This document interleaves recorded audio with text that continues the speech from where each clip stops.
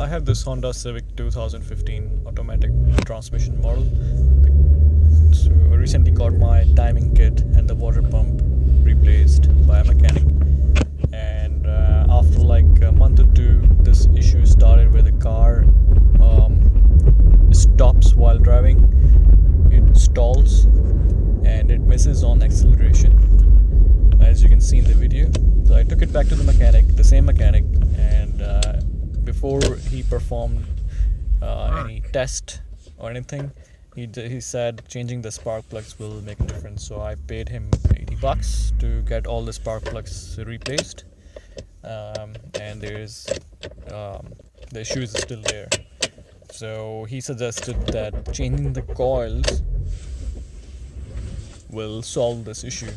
So I said I would rather bring this car back home and see what's going on myself. I'm not a mechanic or anything, but I got this cheap ODB2 adapter. Now I have this application installed on my phone, so I connected the adapter to the car through the cable and got the fault code on my phone through Bluetooth.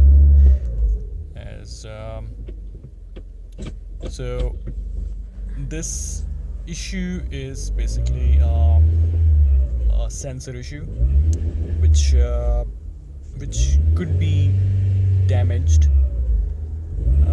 or maybe its wiring is damaged or something like that.